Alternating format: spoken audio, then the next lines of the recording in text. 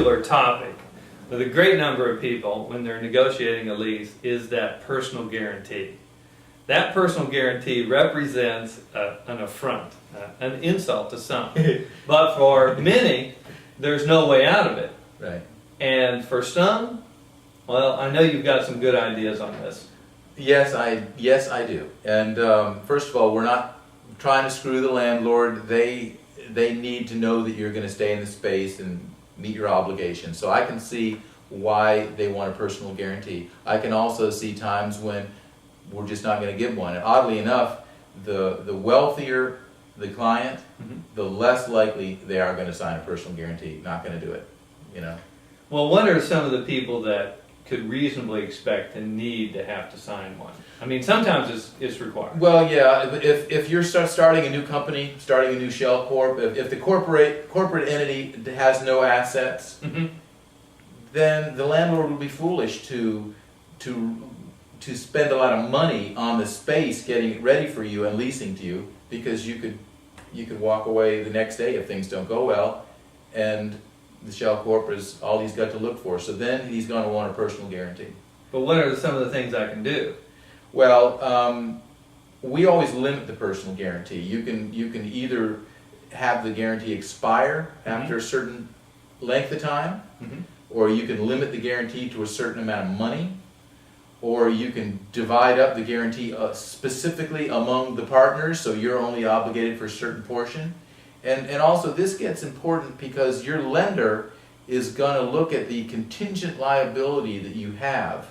When you've guaranteed that lease, whatever that amount is, you know, that affects your ability to borrow. It makes your lender unhappy. So you don't want to have to sign personally. So either you put more money into the corporation so the landlord can see it there. And by the way, I had a billionaire client one time that he and his partner each put $10 million into a brand new shell corp when they were doing this deal. So, and then they just said, have the landlord look at our financial statement, because we're not signing personal guarantees and we know what they have to go through, and just have them look at our financial statement, you know, and that's all they're going to look at too. But it was plenty, you know. Sure. So, but yeah, it just depends. The landlord's not foolish, but you know, our tenants aren't foolish either. So we try to limit the guarantee. We try to do no guarantee, or if we have to, then what's a long enough period to be reasonable. And I have one client that very logically says, I'll guarantee the portion of the money the landlord is contributing to this space.